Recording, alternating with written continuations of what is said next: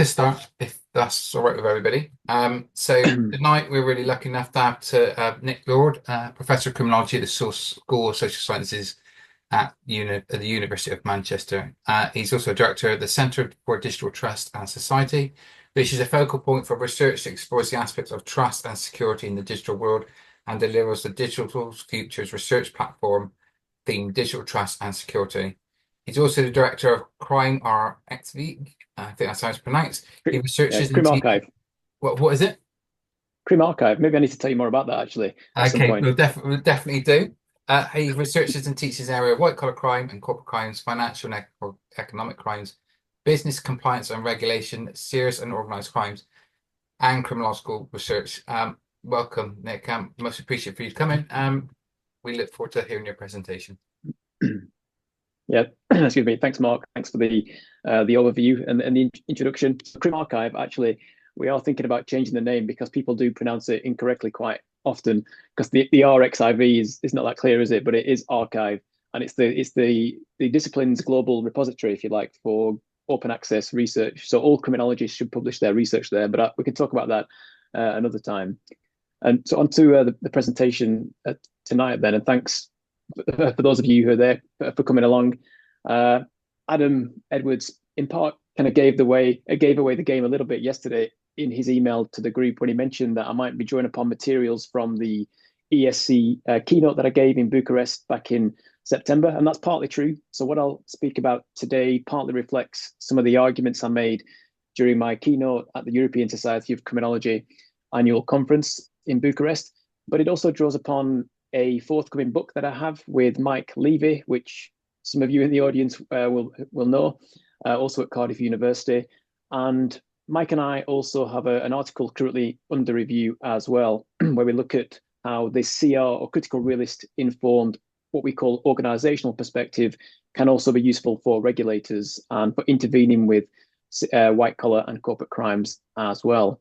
And the common theme across these various outputs that Mike and I are currently working on is that we're arguing for the need to revitalize how we go about explaining what are commonly referred to as white collar and corporate crimes. I don't think I need to go into any detail or depth about what we mean by white collar and corporate crimes. I'm sure you all know what I'm talking about there, but essentially where we have individual actors of elite high social status who carry out criminal behaviors as part of their occupational roles and positions, sometimes on behalf of the organization or corporation as well. And that's when we refer to that as corporate crime.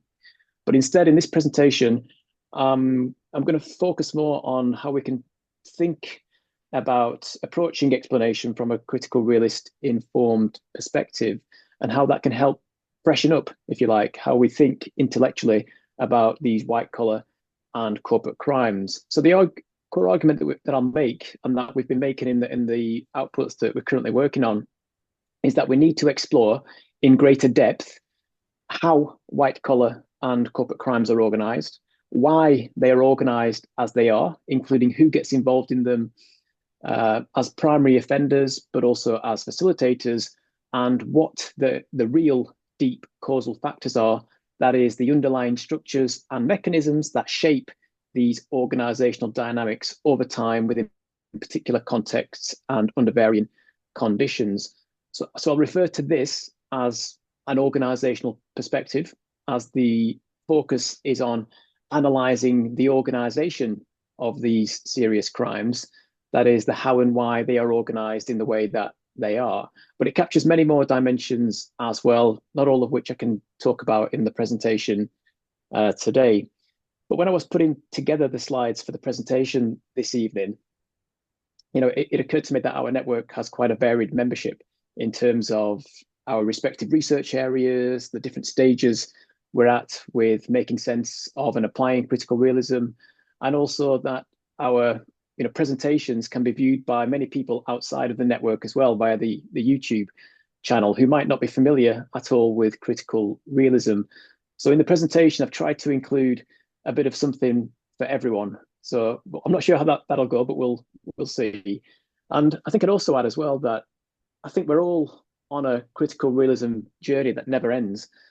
in that, I first came, we were just chatting about this earlier, right? I first came across critical realism during my MSc in social science research methods at Cardiff University. And I think we had one lecture devoted to it on our philosophy of science module. And then during my PhD, Adam Edwards, who we all know, introduced me to more CR related content. But it remained pretty subtle, I would say, in my research and my approach to research until a few years later, after the PhD, when I started thinking more about causality and explanation and found critical realism to be the most useful route to explanation. Although I think, like many of us, I'm still learning how to apply critical realist principles. And one issue that I've encountered, and maybe you have as well, is the lack of guidance out there in terms of how we do critical realist informed empirical research. But it feels like now with this network, we're building a body of work that helps us move from the more abstract to the more concrete and the more applied, which I think is great for all of us. Okay, so moving on then. Excuse me. So as I mentioned, what I'll be talking about has been laid out in much greater detail in my book with Mike Levy, the doyen of white collar crime research, and it's informed by the book. The book is informed by the philosophical ideas of critical realism, and it's thanks to Mike and Adam really that I've kind of gone down this route with much of my research. So if you do want to know more detail about the approach we're putting together, I'd strongly encourage you to buy the book. It's all in there in much more depth than I can speak about now in the presentation. But when I did give my keynote talk in Bucharest at the ESC earlier this year, I started with a few personal anecdotes, and I think I'll briefly repeat those here because they seem to go down quite well. Maybe because they were a bit more lighthearted compared to the heavier critical realist content that was to come thereafter. So I'll start with these anecdotes and share those with you and kind of talk you through how I've moved from that towards thinking about explanation of white collar and corporate crimes. So, personally, I've long been interested in questions such as how and why individuals feel able or are willing to get involved in deceptive behaviors for personal, social, or organizational gain. And before moving into academia, I used to work in retail, selling suits to make a living. Here we are. So the picture there on the screen, it may or may not be genuine. You can decide for yourself. But it does depict the environment within which I worked and where I also observed various forms of retail fraud or theft at work more specifically. That is what is referred to as occupational crime in the white collar crime literature. So at that time, a middle manager that I used to work under regularly altered the price tags to provide non-permitted discounts to friends and family.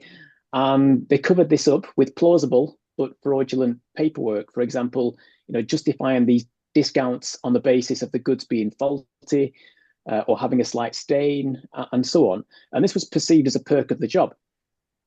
But nonetheless, obviously, it violated our workplace rules.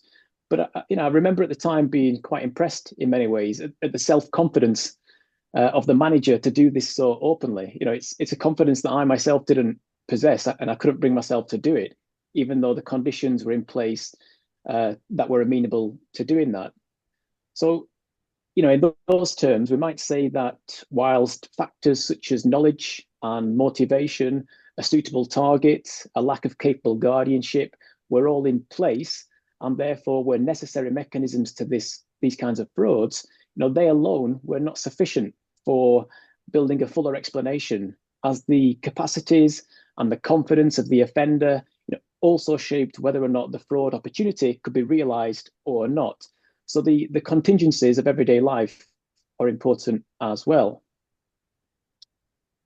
Okay, I then moved into a job in financial advice, working in a call center, again, similar to the one on the screen there. There's a little bit of artistic license here to loosely depict my time working at such a place. I mean, when I worked there, I definitely didn't have a beard, and I certainly had more hair back then as well. Although I trimmed my beard last night as well, so it's not looking quite as full, I don't think, today. But one day at work when I worked at this financial advice place, the insolvency practitioners came in they entered the premises without notice. They told us to leave the building, and then they informed us that the business had been unlawfully operating whilst insolvent. And this, of course, is a form of organisational misconduct representing a civil law offence in the UK. And we found out that the decisions of the chief exec at the time, who it turned out had also been previously disqualified from being a director, he'd exploited various conditions that enabled him to create and run a business that ultimately was failing. But there were various forms of non-compliance that I observed and experienced within this business. And the culture and policies within the business promoted a very aggressive selling of products. There was a high level of employee competition that in turn incentivized bad advice for clients in order to meet those goals and targets and so on. And it wasn't a great place to work, but in retrospect, it represented this coming together of varied conditions, structures, motivations, individual capacities, and so on, that created this complex environment within which various non-compliant behaviors could take place, and where otherwise good people acted in many ways that they might view as immoral outside of the workplace. So these two anecdotes, essentially what I'm trying to do with those is outlining how varied social structures, mechanisms, and conditions came together to enable the offending that I observed. And this brings us to this organisational perspective that Mike and I promote in the book. So just to reiterate then, an organisational perspective is about how we can think about, produce, and systematise our knowledge on how and why white-collar crimes are organised in the way that they are. And thinking in terms of organisation means many different things. So it means thinking about the distal or the far off and the proximal or the close social arrangements and relations that create and shape these emergent white-collar crime opportunities and their features. So for instance, we might ask, how and why do would-be offenders recognise and exploit white-collar crime opportunities or not? And how do they organise their behaviours around those opportunities? That is, what are the logistics of the offending? It means thinking about the social structures and mechanisms. So for example, the entities, actors, processes, conditions, relations that are necessary for the commissioning or the unfolding or even the non-commissioning of white-collar crimes, and how these are contingently connected to particular contexts. So for instance, we might ask, which combination of structures, mechanisms, and relations are necessarily present for different white-collar crimes, and under which conditions do they lead to crimes occurring?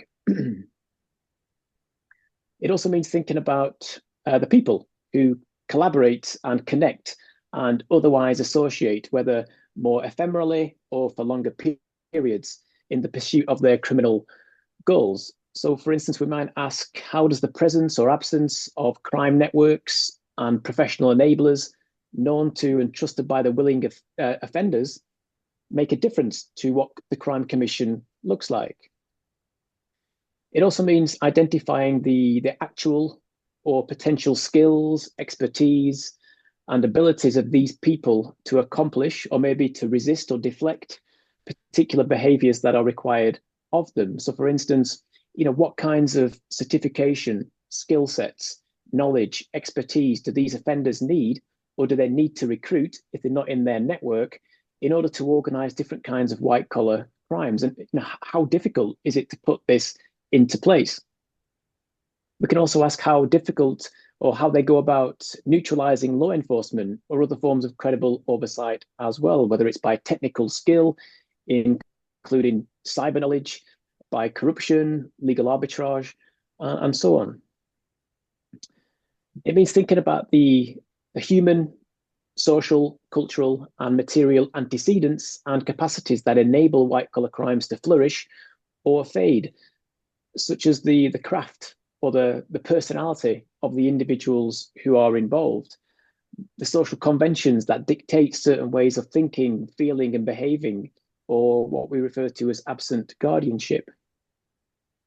It means considering the resources or maybe the financial and social capital that is required for different types of white collar crime.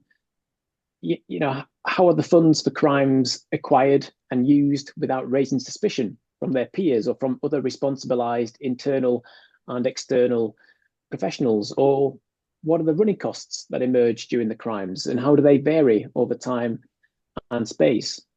And finally, it means analyzing the importance of geohistorical contexts. For instance, we might ask, how do offenders decide to and actually carry out offences in varying domestic and or perhaps overseas locations with or without physical presence in these jurisdictions, maybe made possible now by internet connected systems?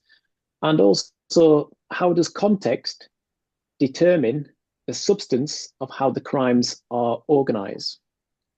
So, you know, the argument we're making is that these questions require us to make connections between the underlying factors or structures that generate this coming together of the particular mechanisms that constitute the commissioning process of any given white collar or corporate crime, and the conditions or relations that enable the crime to take place, or maybe produce other outcomes, such as being detected in actual fact, or maybe failing in the fraudulent scheme. So by thinking intellectually about the multifaceted nature of white collar and corporate crime commission, and by integrating an analysis of structure with an analysis of causal mechanisms and social relations alongside the situational contexts and the individual capacities, you know, more concrete accounts of how white collar and corporate crimes come about can be produced. And this, of course, has implications for regulation and governance of these, but also for a more nuanced understanding of the organization of these crimes. So that's pretty much the argument we make in the book. And in our view, and again, we discuss this in the book, approaching research on the organization of white collar and corporate crimes through this lens of critical realism has a lot to offer.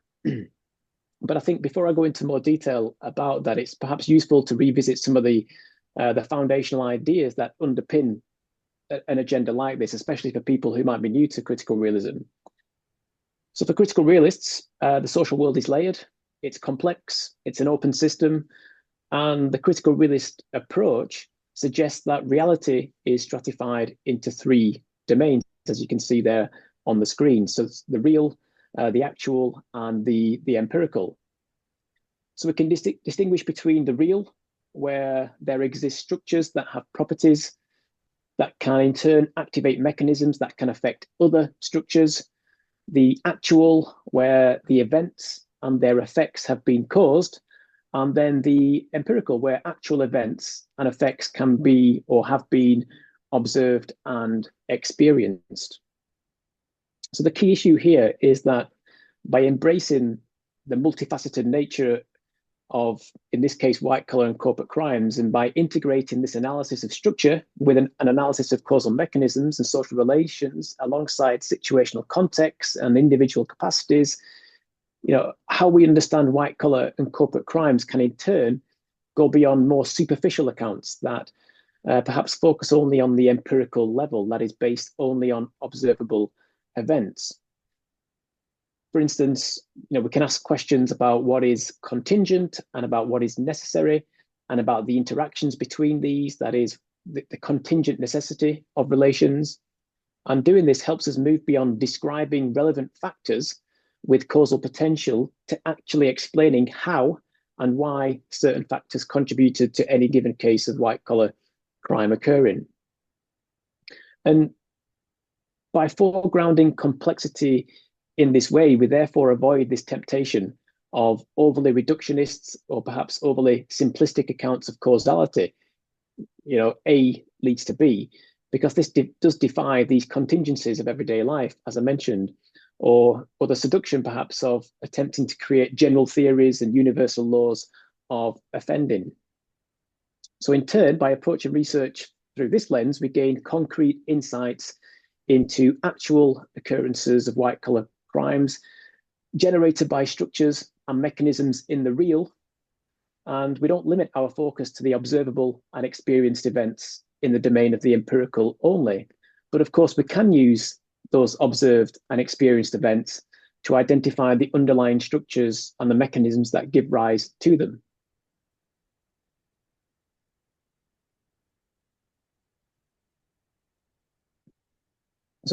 So bearing all that in mind, the question is, how then do we approach researching organisation to elicit these insights and interconnections between the real, the actual, and the empirical? And making these connections between necessary and contingent structures, mechanisms, and relations, it implies a need to combine, on the one hand, abstract thinking, and on the other hand, concrete empirical analysis. So the figure on the slide here, taken from the work of Andrew Sayer, illustrates how we can how we can understand the connections between these different dimensions. Here we see the depiction of different types of research, with a key point being the need to integrate an abstract analysis of structures and mechanisms, as depicted in the bottom half, alongside this concrete analysis and empirical analysis of the substance of these in relation to particular situational contexts and individual capacities to help us explain certain white-collar, and corporate crime events. And, by abstract thinking, we mean conducting thought experiments on structures with causal potential that may not always be directly observable before then commencing empirical work to understand their particular manifestation. And this might involve interrogating previous empirical and theoretical literature with a view to developing propositions likely to shape, for instance, the crime scripts of certain white-collar crimes in certain contexts, or it might involve thought experiments to isolate which structures are worthy of investigating. But this approach really promotes this pursuit of concrete conceptions of causation as what are referred to as diverse determinations that come together and combine, such as the varied, necessary, and contingent mechanisms and structural relations that lead to offending behavior. But of course, the form of these combinations is contingent and can only be determined through empirical research. So, whilst this figure visualizes the relationship between different kinds of research, it is, of course, also beneficial for projects to combine several types together to synthesize our understanding, in this case, of the organization of white-collar and corporate crime. So, for example, research that might seek to identify generalizations about white-collar and corporate crime, such as maybe arguments around general strain theory as a way to explain all such crimes, that can, of course, stimulate us to research certain structures or mechanisms, like the effect of blocked economic goals within an organization, but itself suffers from overextension and reductionism. And this kind of research that pursues generalization can, of course, help draw attention to regularities or common properties at that level of the empirical, but it often omits abstracting about the possible but unobserved causal factors. So things like how underlying venture capitalism might generate the pressures within the workplace. So that, quite a bit of the material there is quite abstract. So to demonstrate what that all means in practice, then I'll just provide a short case study. And this is not something I spoke about in Bucharest at the ESC, where I instead chose to speak about the Theranos case, which some of you might have heard of. But instead, I'll speak about the FTX Alameda research fraud case in the US. And this is a case study we use in our article that's currently under review. So, in that article, we draw upon this organizational perspective to highlight how we can examine the structures, mechanisms, and events of the FTX case and help explain the commissioning of the fraud, including identifying this combination of contingently necessary relations that come together to constitute the fraud. So this concrete insight into which combinations of factors led to the fraud and how they interacted is key, we think, to building these fuller explanatory accounts. So just in case you're not aware of the FTX case and what it involved, so this is a case that unraveled in 2023, so just last year. And Sam Bankman-Fried, who's the individual in the top left of the screen there, he was a US-based entrepreneur, had a background in physics and mathematics, spent his early post-university years working at a proprietary trading firm called Jane Street Capital. And he then founded FTX, which was a cryptocurrency exchange company. He also founded Alameda Research, which was a cryptocurrency hedge fund. And just earlier this year, he was sentenced to 25 years in prison and ordered to pay 11 billion US dollars in forfeiture for his orchestration of multiple fraudulent schemes relating to FTX and Alameda. So during the court case, we learned how Bankman-Fried moved investors' deposits from FTX to Alameda Research in order to illegally pay off its lenders. And we're talking billions of dollars of loans here. He made personal loans to himself and to others. He made millions of dollars worth of political donations or contributions to candidates in both parties in the US. He made investments. He directed other people in the organization to commit crimes and to lie to lenders and investors about the company's finances. And so in doing this, he defrauded lenders to Alameda and also equity investors in FTX by giving them this false and misleading financial information about his use of the customer funds. And he also required his co-offenders in the case to modify things like computer code to allow Alameda to withdraw unlimited amounts of cryptocurrency from FTX. And he also required them to create false financial statements and give those to lenders whilst inflating the revenues and profits to obtain outside investment as well. So the case is often referred to as a crypto fraud, but I think it's better described as a standard investment fraud that just happened to involve crypto.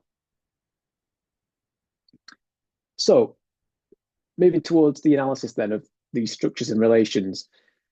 So we can identify key structures, mechanisms, and events within this FTX Alameda Bankman-Fried case. So if we start with structures then, and as we know, structures are defined as sets of internally related objects or practices. They can be big, they can be small, they can exist out there independent of our thoughts about them. And by identifying the structure of social objects or practices, we can then think about what their existence presupposes. So in terms of this process of abstraction that I mentioned earlier, we might think about what the social world must have looked like for Bankman-Fried to have been able to undertake this fraud. That is, which structures and conditions needed to be in place for him and his co-conspirators to organize and commission the fraud in the way that they did. Which mechanisms had to come together. So here we can consider this combination of contingently necessary social arrangements, such as the coming together of intransitive or enduring structural economic relations. So for instance, things like investment by people and institutions for expected profit exist by virtue of venture capitalism.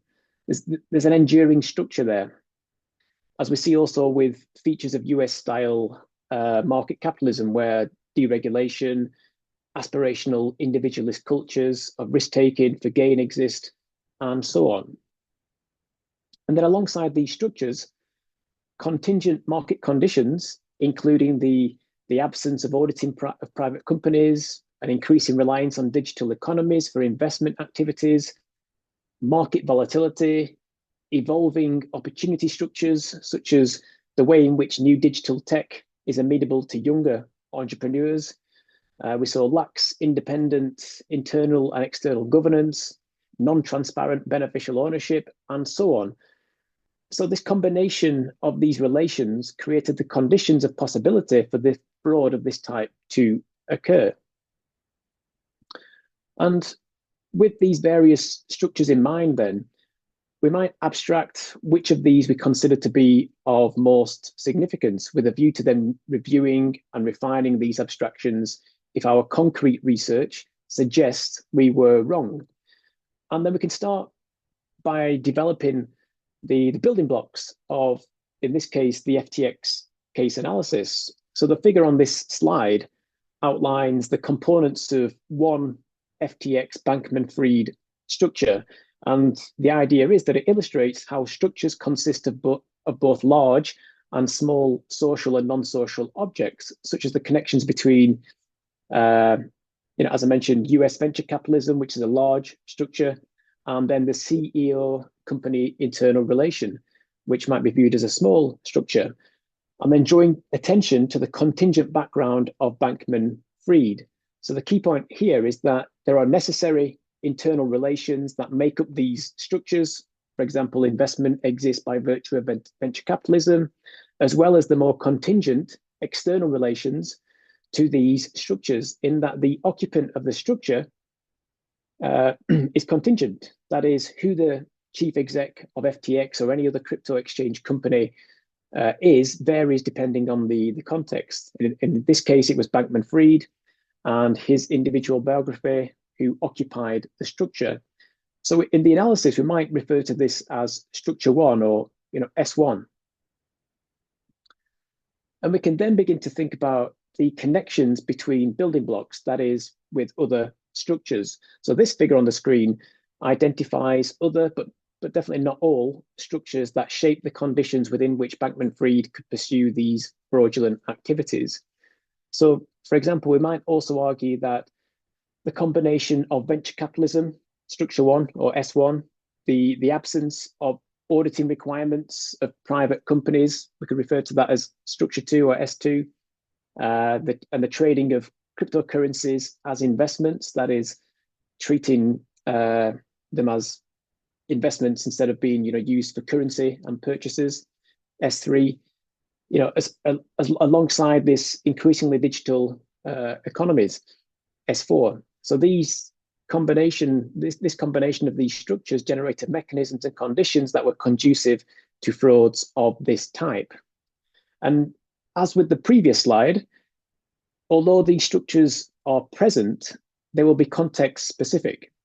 So there'll be contingent aspects of the social relations that they produce. So for instance, not all exchange company chief execs will possess the same characteristics as Bankman-Fried as the occupant of S1, whilst not all companies or such companies will treat monetary deposits for the purchase of, well, in this case, FTT, which was FTX's crypto tokens. They won't treat those as shares or equities in the way that Bankman-Fried did. So these are the contingencies that are present in particular manifestations and arrangements produced by these different structures. So what we can then do is argue that concrete empirical research that targets the particular mechanisms generated by these structures is important. But it's also got to be recognized that whilst we highlight some structures as important, they might in fact turn out to be less important than we initially thought or proposed, in which case we can then refine our concrete focus towards other combinations of structures and explore the organizational aspects that they produce. So what we can say then is that structures relate to each other and together produce mechanisms that necessarily possess particular powers or perhaps constraints that in turn combine under contingent conditions, which might also be other structures, which will then be activated in different ways and in turn lead to varied outcomes like fraud or no fraud. So in the social sciences, when we speak of mechanisms, a mechanism is essentially the way of acting or working of a structured thing, such as a social process that in turn possesses causal powers that, when activated or triggered, act in a way that lead to or generate specific events in the world, such as crimes, when amenable conditions are present. So mechanisms then possess causal powers, but also causal constraints in that they can restrict as well as enable. So the figure on this slide, I appreciate it's a bit busy, so apologies for that, but it essentially depicts the interactions between these various elements that I've been speaking about, demonstrating, for instance, how social objects with structure, whether it's the enduring form of venture capitalism, the relation between the chief exec, Bankman-Fried, and his other colleagues, or maybe even the particular neurological structure of Bankman-Fried. These shape the capacities of those motivated actors involved and the mechanisms that necessarily possess then causal powers or constraints.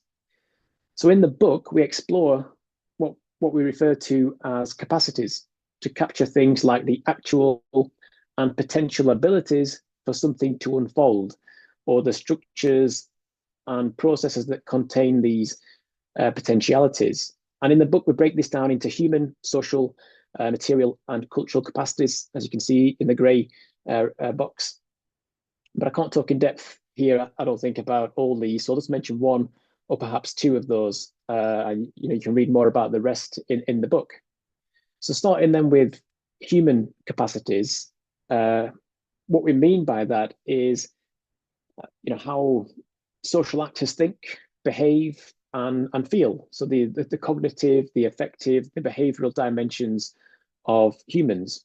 And these factors, of course, shape how an individual subjectively recognizes an objective broad opportunity, including how they then visualize what needs to be done and how, and whether they've got the knowledge or the confidence or the craft to be able to make the most of that opportunity, or whether perhaps they need to recruit other people to support them. So those involved in the FTX fraud, via their very poorly regulated corporate structures that spanned countries, created mechanisms with fraudulent potential whose realization required these individuals to possess the particular capacities, skills, expertise, and confidence to seize these opportunities as they arose. So as an individual, we can look at Bankman-Fried, who was often described as a person with peculiar idiosyncrasies. So his dress sense, he was an effective altruist, which means he earned to give. And these factors about his individual personality meant that he acted in certain ways that most others wouldn't, which also perhaps was why he was successful at what he did. It was something about his personality and his individual. But this, of course, was also enabled through inabilities to keep in check his seemingly oddball activities. So we could refer to that, for instance, as causal constraint 4, as you can see on the screen. And whilst these capacities reside within the individual, they are also embedded within geohistorical relations and contingencies, again, reinforcing this importance of the interdependence of the social and material worlds. So I'll speak briefly about social capacities as well, and then move on, I think. So by social capacities, then, we refer to those social relations that may be enduring, reflecting long-standing structures in society, or perhaps more short-lived, and are shaped by, say, the routine activities of businesses. So, for instance, the fraud opportunity structures in the FTX case arose partly through social patterns of routine business activities that shaped which potential crime scripts became possible and which networks emerged as well. So Bankman-Fried, the protagonist, possessed causal powers that were not reducible to his individual characteristics or his managerial position alone, but were also generated through the interdependent relationships that he had with his subordinates and peers. So, the division of labor in FTX. And also through the interactions that Bankman-Fried had with particular goals, assumptions, and values, and how he embedded these beliefs in the workplace. So this this close situational emergence of motivated, collaborating individuals, so Bankman-Fried and his close colleagues at FTX and Alameda, including his on-off girlfriend, Caroline Ellison, who was the CEO at Alameda, it also meant that the separation of activities at each organization was reduced. So this was a causal power, as you can see on the screen. And at some stage, perhaps, but not necessarily all of the participants from the beginning of the trading, these collaborating individuals must have recognized suitable opportunities to defraud investors. So this was necessary for the fraud, but their personal circumstances were contingent. That is, they could have been seasoned high net worth investors or university professors with an interest in cryptocurrencies. And also we might add that these investors, who are mainly venture capitalists, they failed to properly scrutinize the behaviors of FTX, preferring to let his edgy personality and reputation drive the investments that were being carried out. So again, a lack of a causal constraint, number 3 there. So, Bankman-Fried had to interact with and overcome obstacles to enter in the cryptocurrency markets. So things like high levels of competition between businesses and for investment capital as well. And these relations vary in their nature and in their intensity. So, the employment relations between Bankman-Fried and his peers might have been more ephemeral and subject to change, in contrast, for instance, to the relations of market competition that represents a more enduring concern for businesses. But it's only in very particular situations and under certain conditions that causal powers, as you can see on the screen, will actually be activated, or perhaps causal constraints will be suffered. So just to sum up this kind of slide and the content of the screen, the key point is that the FTX fraud was organized under conditions made possible by the coming together of contingently necessary causal mechanisms that possess powers or perhaps absent constraints, and then mediated through the actions and the mindsets of the particular characters at the center of this case. And that's what we attempt to capture in this diagram or visualization. Okay, so coming to the end now. So with all this in mind, then, we can see how this approach that I've been talking about promotes the pursuit of concrete conceptions of causation. And to reiterate, by concrete, we mean this unity of diverse determinations that come together and combine, such as the varied necessary and contingent mechanisms and structural relations that we discussed in relation to FTX, that under certain conditions, such as the presence of Bankman-Fried and his particular personality, led to offending behaviors. But the analysis here of the FTX Alameda research scandal is just one example of the type of concrete empirical research approach that can uncover these diverse determinations that lead to the commissioning of particular frauds. But for me, the perspective also encourages us to go beyond those specific instances, to think about generalities as well.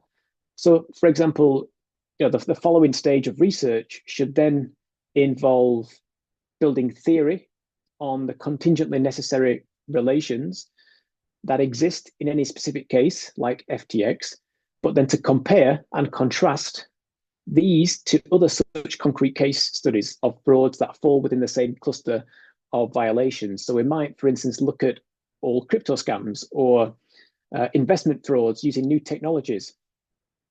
And then what we can do is synthesize insights into common relations that exist across different context-specific combinations of enabling factors. So we can ask, which structures must exist for certain kinds of white-collar crime to occur, or what does the occurrence of certain white-collar crimes presuppose in terms of what the social world must have looked like for those crimes to have been organized as they are? How do the ways of acting or working of a structured thing, that is mechanisms, combine necessarily or contingently across space and time? So these are all important questions for critical realists, and also very important for how we build theory in this area of explaining white collar and corporate crime. And so the key point then is that because The analysis entails identifying these necessary relations. These are more likely to be widely distributed beyond the specific ones under study.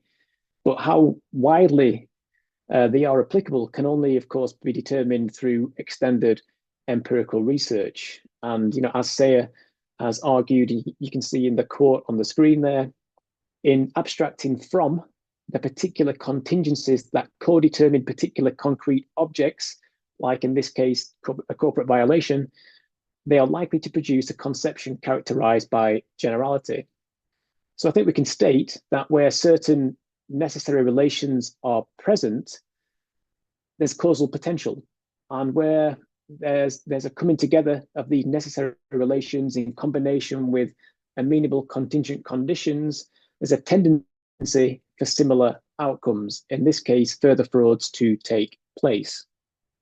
So in doing all this kind of research, I think our critical realist informed organizational perspective, it captures both context specificity and also commonalities with similar white collar crimes. And again, as with the FTX Alameda research case, we might propose, for instance, that the presence of certain kinds of skills and expertise of those in the offender network, or perhaps the mechanisms that enable the blurring and the pooling of customer funds, or maybe the lack of separation between different aspects of the business, the exchange and the hedge fund. Perhaps these must necessarily be present for similar frauds to take place, whether formally permitted or not. And further concrete empirical research can corroborate this, again, or not, in turn, leading us to revise and refine what our propositions are relating to what is necessary and what is contingent. And this is very useful knowledge, I think, also for things like regulation studies, in that it provides scope for this supra-problem analysis and interventions, enabling smart regulatory mechanisms to address a broader range of fraud types that can then, of course, have a greater reductive impact because you identify critical vulnerabilities that exist across similar offending types and contexts. So just to wrap up then, and kind of where I started as well, this organizational perspective, we argue, offers a fresh way of thinking intellectually about the multifaceted nature of white collar and corporate crime commission.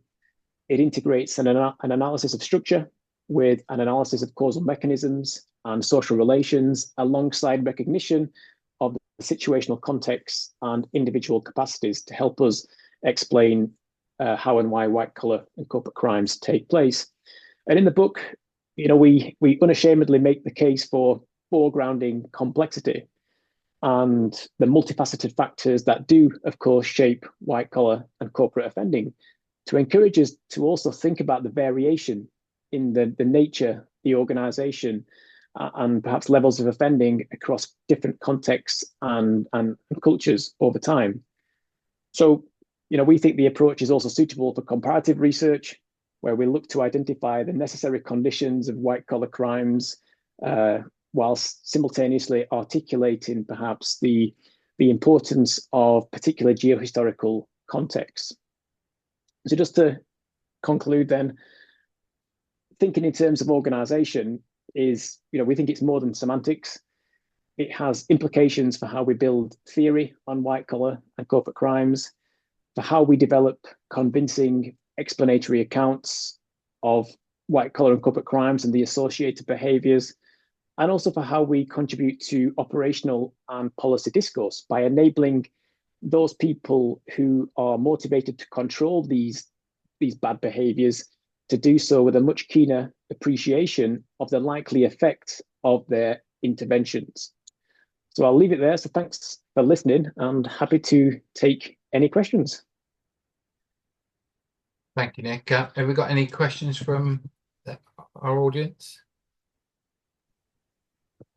Yeah, I'll go for it. Thank you. Thanks so much for that, Nick. It was a real pleasure to listen to, and I learned a lot from that, and I was scribbling down notes the whole time for incorporating into my own work. So some of your sort of maybe distant peers within corporate white collar crime realms will be using distinctively different frameworks to what we're talking about today, perhaps social harms approaches, radical interpretist approaches, approaches that have said in the past that there's no such thing as ontology. How do you sort of respond to that, or how do you sort of bring CR into this conversation? And as we know, as we often put it, or as Adam often puts it, the CR is the production of dangerous knowledge that can sort of destabilize and challenge conventional ideas and traditional ways of thinking. How do you bring CR into this conversation without overly alienating a lot of your potential wider readership and wider peers? And as a second part of that question is, and can you smuggle it in with the script approach? You alluded to scripts a few times in the presentation without sort of going into detail of that. Is the script approach amenable for doing that as well? Yeah, no, it's a very good question. And I think, I've had many conversations with, those academics in that field who perhaps take a more radical and what they would refer to as critical approach, although I think, that's perhaps misused in those terms. But also, I would say that I'm very sympathetic with many of the arguments they make about the structures that underpin society and how they can generate, excuse me, opportunities for, say, certain forms of corporate misconduct and abuse. And where I think there are overlaps is that the perspective does incorporate those radical arguments that they make, but we simply don't give it the weight in the way that they do. We recognize it as part of a more complex set of factors and relations and structures that do generate these these manifestations of white collar and corporate crime. So I think there are overlaps in that we do draw upon those similar arguments, such as around the nature of political economy, or how macroeconomic policies might generate certain kinds of patterns of behavior in corporations and the business world. Yes, that is relevant, and we recognize that, but that's not the only explanation, the only factor or structure that can contribute to why and how these crimes take place.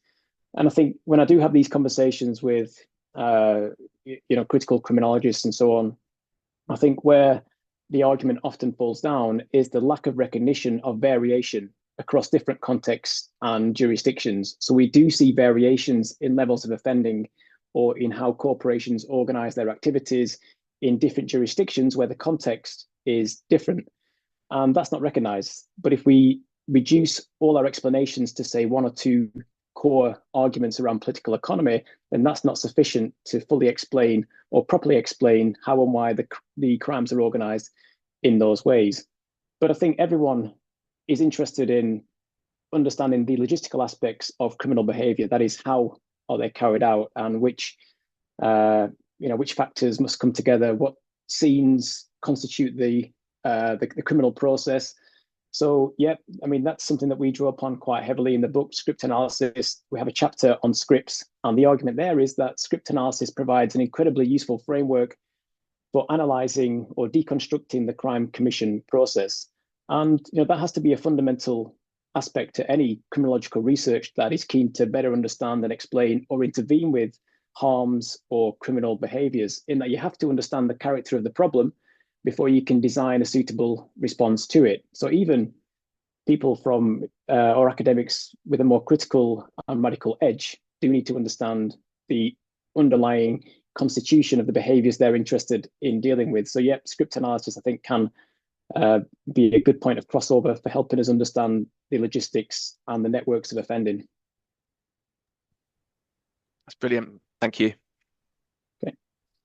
Nick, yeah, we've got a question from I'll come to you, Daniel, in a minute, but we've got from on the chat. Can you perhaps explore a bit more on the aspect of culture, and particularly thinking of habitus, social class, and the capability to exploit the affordances of structures? That's from KZ1C10. Yeah, do we know who that is?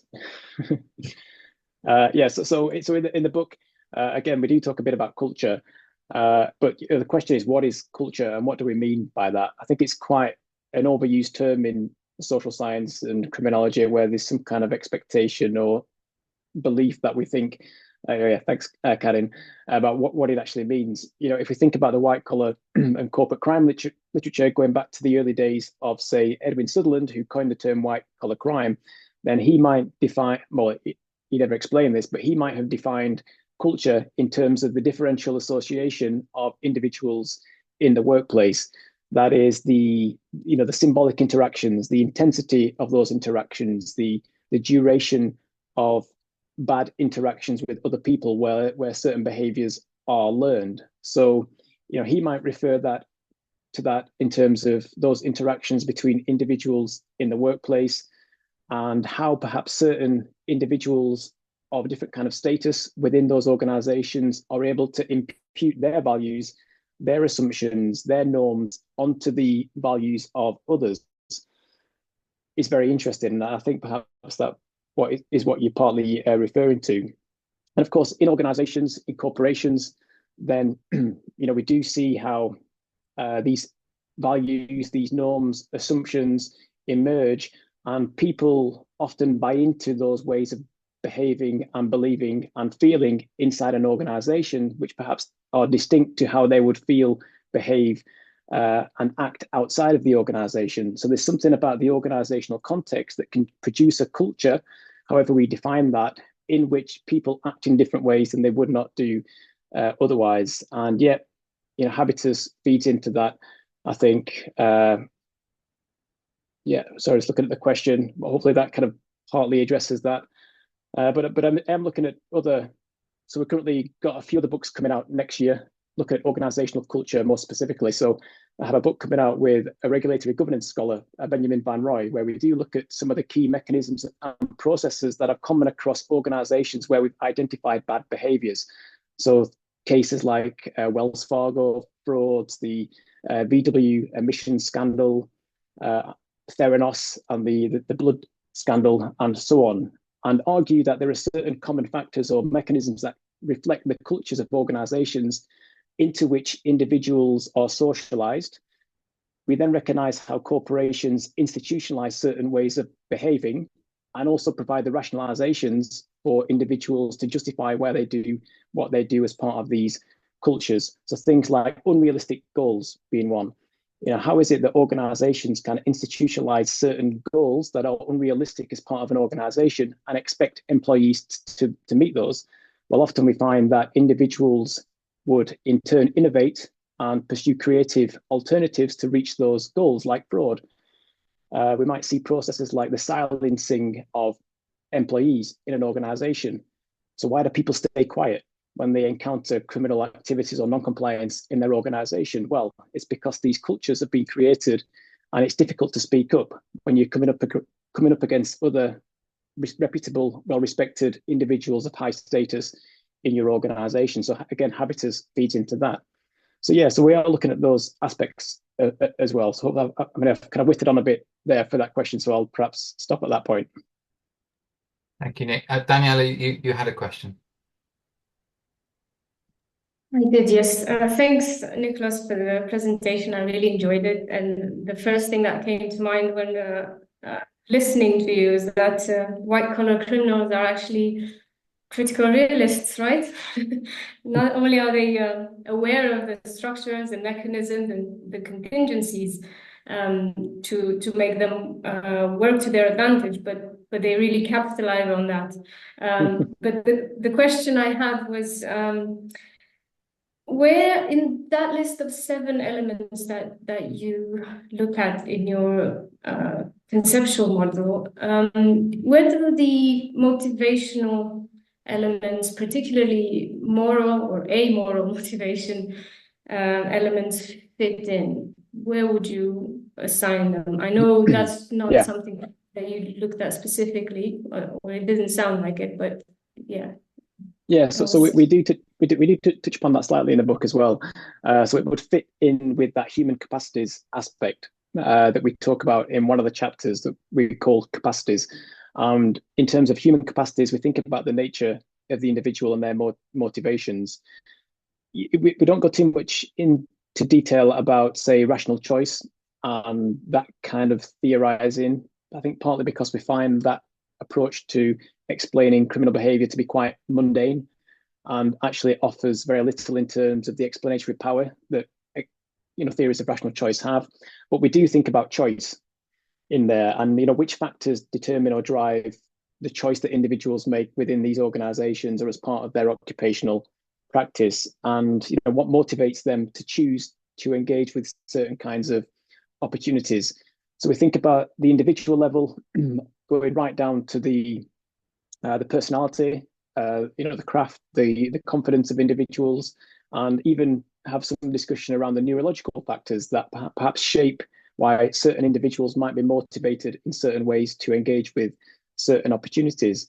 As we know with critical realism, the argument often is that much of social science or sociology has perhaps a false bottom in that it stops at the level of the social actor, and we look at the interaction of actors, whereas as we know, there is also biological, psychological, psychosocial aspects that drive and motivate individual behavior as well. So we need to integrate that kind of or level of analysis into the more sociological analysis of cultures as well. So we do talk about motivations, but perhaps not in great detail. Sorry, does that answer your question, Daniela? Or? I expect this kind of complicated conceptual scheme to kind of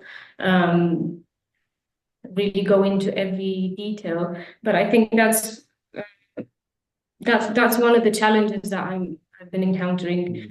How do we put together these explanations that look at several levels and zoom in at each individual, interpersonal, and all sorts of social arrangements that if you will.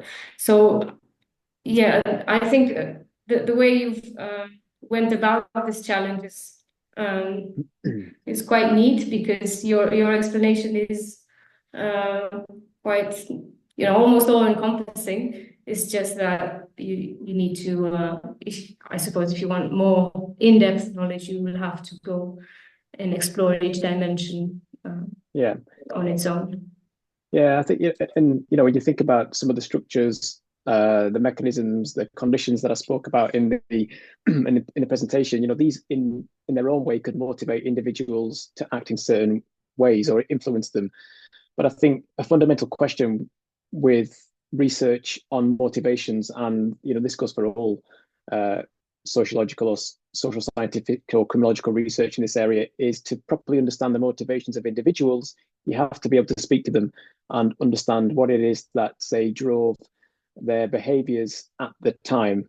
And when it comes to white collar and corporate crime research, and I'm sure it might be similar in other areas as well, it's first of all very difficult to gain access to people who have been involved in, say, corporate and white collar crimes, in that they may not be too willing to speak to you about their experiences.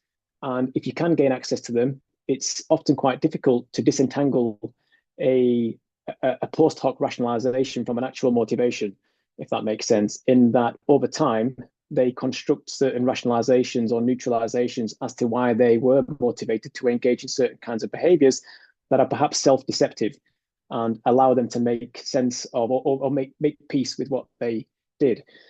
So it's challenging, certainly, and I think that goes for many areas beyond white collar crime as well. Thanks a lot. Thank you, Daniela. Has anybody got any other questions? I'll be greedy and have another go if possible while people are thinking. So continuing on the journey of my earlier question, Nick, but a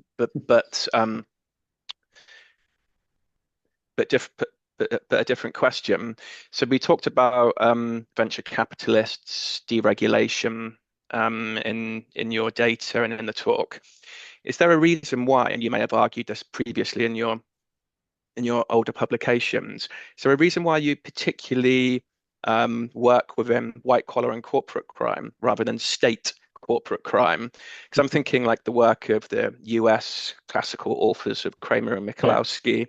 When I teach CR in my green criminology module, I often use the state corporate crime framework as a sort of front end, concrete, theoretical framework to CR's back end ontology, because it's relational, it's complex, there's internal and external contingent relations, and so on and so forth. So I think that they're especially sympathetic to one another. Is there a particular conscious reason why you want to avoid political mechanisms as such, or is there a reason why it's not a state corporate crime approach? Yeah, there's no particular reason for that, other than I think, in my early days of moving into academia from from working in the private sector, shall we say, I was just more interested in the ways that businesses might engage in non-compliance as opposed to state actors per se. So I always had that initial interest around businesses and perhaps organizations more generally, and compliance and criminal activities. And then, of course, as you learn more about the subject area, there is, of course, as you mentioned, quite a large body of work around the ways in which the state can enable or initiate or coerce certain forms of criminal activities, or provide the enabling conditions for those activities to take place, shall we say, in particular where the state might benefit as well. So yeah, I mean, what I would say is that we incorporate that line of argument into the structures or the mechanisms that we might identify as part of any particular case analysis. So we don't disregard that as such. It just happens that, in some of these cases, like the FTX or the Theranos cases that we've analysed so far, we felt that venture capitalism, which of course is state initiated in many ways, but that was a more suitable mechanism to foreground in terms of an underlying structure that ensures and enables or incentivizes certain kind of business non-compliance. But yeah, I think it can be incorporated into the mix as well, the state role. Great, thank you. Thank you, Rolando. Anybody got any other questions? If not, Nick, I was thinking back to Berth Danemark's presentation and a question that Adam asked. I don't know if Professor Danemark really answered it very well, but as an applied researcher, how do we really know that we've hit all the necessary underlying relations, or is that not possible? Yeah, it's a good question. Maybe I won't answer it well either. We'll find out. But it's as we talk about in critical realism, it's a fallible philosophy, right? In that we might not be able to identify all the structures and mechanisms or conditions that have in some way contributed to or shaped the, in this case, the commissioning of a certain kind of crime. But what we can do is identify which mechanisms or structures we do think are most plausible or most plausibly generated the criminal activities, and then engage in concrete empirical research to better understand how those structures would have produced those cases. And then always being open and amenable to refining what we initially thought, to changing our propositions, to revising those, to going again until we do feel more confident that we have identified the most plausible set of mechanisms that do explain why something happened. So I think it's just a case of identifying what we think is most plausible, recognizing that there are boundaries to that.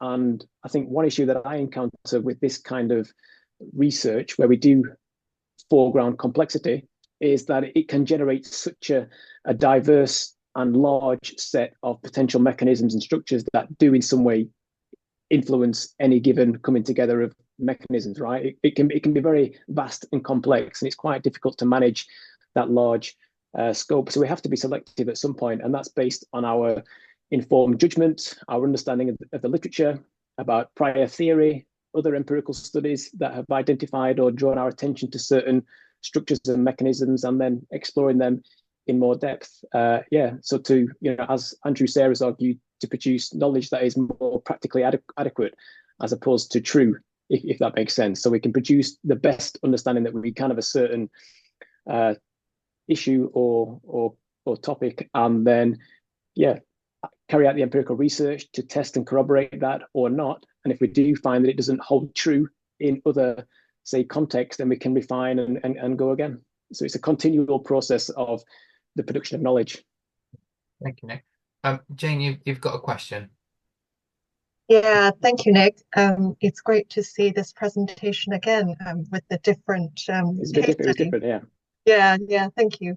I'm curious as to what your views are, or what others' views are on this call. Quite a practical question, if I may.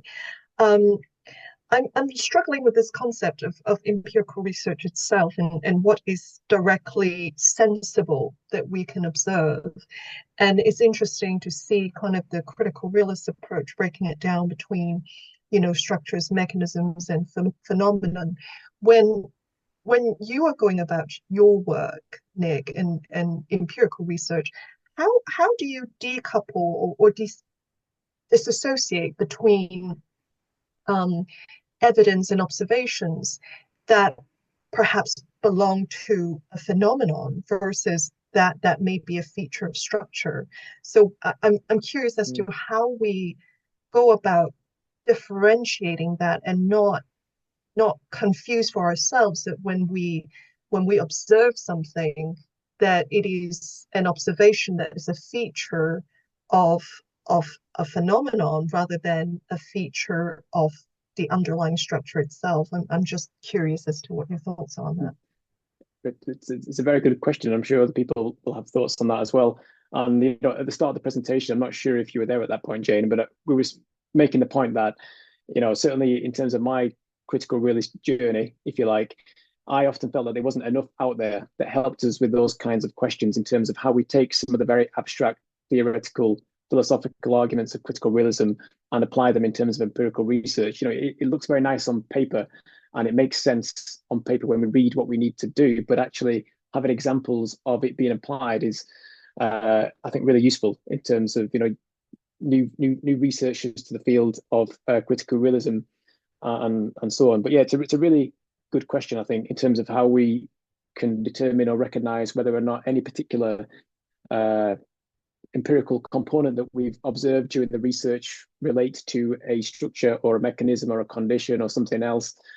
So on. And in particular, it's even further complicated when we think about unobservable structures, right? In terms of, these things that we can't directly see, but we can perhaps observe the effects of, and then theorize or abstract about some kind of connection being in place. So again, I think the only way I can answer that is that it's often a reflection of experience and informed judgment, our understanding of the area, prior literature, our understanding of our cases and our data, and then making an informed judgment about what we think that connection might be, and then testing that out in further detail. So if we do think that one effect relates to one structure, we look to corroborate that through further empirical research and the research methods that we have at hand, whether it's qualitative or an intensive or something else. And then we can try and corroborate those insights that we have as researchers, perhaps by speaking to other experts in the field or other people who participate in the area, to see whether or not they would corroborate and identify that as well. So if we can increase or enhance the layers of corroboration of the connection between an effect and a structure, if you like, then that's a good thing. But I think, going back to what I mentioned earlier, always recognizing that we might get it wrong sometimes, and being open to then revising and refining that in future. So I'm not sure that's answered your question, Jade, but I think it's a challenging thing to engage with. Maybe other people have thoughts about that as well. Thank you, Nick. We've got a question from Karen again. Karen? Yes, sorry, I just had to turn on my mic. I've just published a book on corruption in which I differentiated between, or had a different corpus for petty corruption, middle range corruption, and then elite corruption, which is the kind of white collar crime that you're referring to. And this relates to Jane's question. So I didn't interview the people. I had recordings of actual negotiations of corruption, bribery, extortion, etc. So I only had the empirical events, and then I had to think about or conceptualize the structural conditions that gave rise to these events. And for me, the engagement with the empirical data was really so insightful, because I could only, via retroduction, assume that specific structures were possible to enable and afford these participants to act the way they did. And other kinds of scenarios were actually totally impossible. So just to give you an example, the elite corruption that I analyzed, the agents, they talked a lot about the structures themselves, because they had to give an impression of themselves as being powerful and relying on a social network of powerful people, so they could get across an image of themselves as being powerful themselves. So they actually were very busy in explaining the structures that enabled them as well. So I think in terms of the empirical and the structural that we can only conjecture about, the empirical data can sometimes really help us to narrow down the structures that must have been in place, or the structures that were absent. Yeah, that's a really good point, and I agree. And you also mentioned some important processes there of retroduction and retrodiction and so on, in terms of how we do organize our thoughts in that way to identify which mechanisms or structures must have generated certain kinds of events or outcome. And I think that's that's really useful in terms of the critical realist terminology.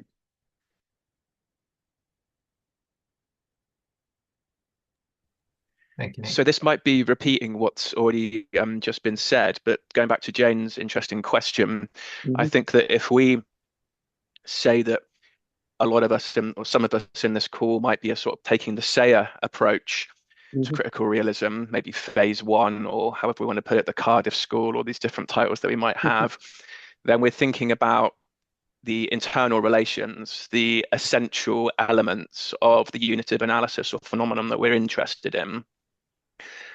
So then we think about what presupposes that thing to exist, what mechanisms and what relations are structured for that thing to actually exist in that integral internal way, and then what are those secondary contingent external conditions and relations, as Nick went into in great detail and showed on his diagrams.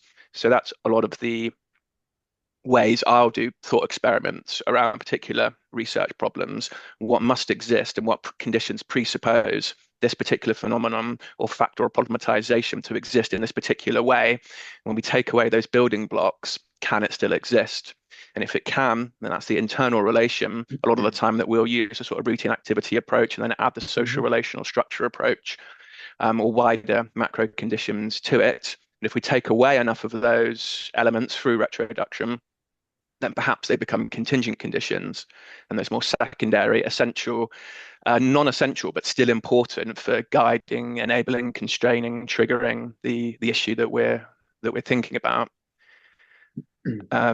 And to sort of lead on from that, which I think is relevant to FJ and Mark's questions, this is a question to you, Nick. You talked about the three stratas of the real, actual, and empirical. How necessary and important do you think they are for our perhaps more phase one Sayer approach, when we have the internal relations and the contingent conditions, which do a lot of that sort of heavy lifting, as it were? I sometimes wonder the necessity of them, or if I'm even perhaps using them to how they should be used. And then I worry if I'm not using the strata approach enough, is it sort of CR light? And I was wondering what your thoughts are around that. Yeah, yeah, excuse me. So, with your first comment, I think that was a really nice explanation of, partly what I spoke about in the presentation, the internal external relations approach, necessity and contingency, the kind of Sayer approach, if you like. And I guess, Adam has often made the point that if we think about necessary structures when it comes to crime, so going back to Jane's example, if we see one effect being the crime, then we know that the necessary structure that generated that are those three key aspects of routine activities in terms of, the motivated offender, the lack of capable guardianship, suitable target, and so on. This is a necessary structure for a crime to take place, but it lacks insight into those contingencies that exist around each of those three areas. But I thought that was a nice way of describing or explaining, and it's something I can pick up with Jane as well. Yeah, in terms of the domains of reality, if you like, and the layers, and whether or not that's necessary when it comes to the approach that we take, given that we are kind of aligned with the work of Andrew Sayer and his understanding of critical realism, if you like. Yeah, I think it's a very good question and something I think about myself as well. I mean, when I first came across the three domains of reality, I just felt that was a very useful organizing framework for simplifying how we understand the causal connections between structures and events, and for making that key point that I touched upon in the presentation around the limits or the simplicity of reducing what we know to that empirical level, because clearly that is a flawed logic, right? Although that can, of course, be useful for helping us to work backwards and identify some of the real drivers or structures that do cause those events. So, yeah, I mean, I've always found it very useful in terms of separating and distinguishing between the empirical and what we observe or experience, the actual in terms of all those, say, white-collar crime events that do take place that we perhaps do not know about, and that there are many, and then the real, which is, I guess, where it's less clear, in that we often analyze the actual and the empirical to understand the contingent necessity of different relations at that level, and that in turn does the work of the real, I think, by identifying those structures and mechanisms. But yeah, so I take your point and I think about that myself, but I do still find it to be a useful framework or visualization for helping us organize our understanding of social reality and the social world. Yeah, thank you very much for that. Yeah, I wasn't necessarily driving an agenda. I wanted to hear your view on it, and I think that actually helps me as well to think about it that way. So thank you. Thank you, Nick, Orlando. Anybody else got any questions? I'll just ask one. It's probably a rubbish question, Nick, but I was kind of thinking back to Adam's original lecture on chaotic concepts. Oh yeah. Yeah. But that's you were very influenced by Sayers' work, and chaotic concepts very in there, and that comes back, I believe, to Marx. Was there a kind of abstraction of what white collar and what crime is in your work? Mm-hmm. Did you go to the chaotic concept, or is that something you pushed? We ignored that. What did we do? No. Sorry. Well, I mean, white collar corporate crimes are, that is a chaotic concept for sure. It's a bad abstraction in the sense that it lumps together lots of really different kinds of behaviors, from crimes committed by blue collar workers as well as crimes committed by the white collar worker, and depending on how you approach those concepts, it can be really diverse. So we end up lumping together lots of diverse behaviors that have different definitions, but also are organized in different ways when we look at the organizational aspects. So we do touch upon that a little bit in the book and explain how we use the term more of a heuristic, or as a sensitizing concept, if you like, in that it's an accepted label in society. So it makes sense to many people when we speak of white collar and corporate crime. It's this accepted label, but we then go on to point out that when we do undertake concrete empirical research into different subsets of white collar crime, or different clusters, as we refer to in the book, of white collar crime, then having much clearer definitional parameters is very important for empirical work and theory building. I think one issue with, we find with, research of this type is that because it does generate such a high level of complexity around particular cases, there is a risk that we then focus too much at a very granular level, and therefore the definition is so tight that it's difficult to say whether or not how we understand one very specific white collar crime, say, also applies to something else. So I think it's good to be open to the idea of clusters of crimes that can be associated or loosely put together. But I think there has to be some consistency there about how we describe their internal relations and the external relations that Orlando just mentioned. It's no point putting together one type of white collar crime in with another when the internal relations of the structures are very different. That will be a bad abstraction, using that terminology of Marx and so on. So yeah, but I really liked Adam's presentations a lot. I think the idea of chaotic conceptions is very useful as well for interrogating concepts that we often see in criminology and elsewhere as well, and really making people think about what they're talking about, because there is a lot of confusion, and that applies to both social science constructs, but also policy constructs as well, of course. And I'm sure you found it yourself as well when you're speaking to, say, policymakers, enforcement authorities, and so on. They'll often use these very chaotic ideas, but then it's not the right time to talk about bad abstractions and chaotic conceptions. When you're working with, say, the police, you've got to try and frame it in a different way. But yeah, that's a good question, Mark. Thank you, Nick. Thank you. Anybody got any other questions? Okay, I think that's probably our questions for tonight, Nick. I mean, yeah, I would just like to say thank you very much. I think it's been a roaring success. I've really enjoyed the talk, and I think we're all very appreciative of your input. Thank you so much. No, it's been great to be here, and it's not often I get the chance, or maybe any of us get the chance to talk about critical realism and our work. Usually it's conversations with PhD students, like Jane. She's heard me talk about it quite a bit. But otherwise, you don't often get the chance to speak about critical realism, and especially with the criminology community either, in that, I'm not sure they fully grasped or appreciated some of the complexity associated with critical realism and what that can offer in terms of revitalizing criminological theory. So I think, we have to pick and choose our fights and when to talk about it. But the more we try and penetrate the mainstream discourse, then I think the better it is for all of us. Thank you. Thank you very much. Thank you. I'll see you all later. Amazing. Thanks a lot, Nick. Merry Christmas, everybody. Have a good one. Great. See you everyone. See ya.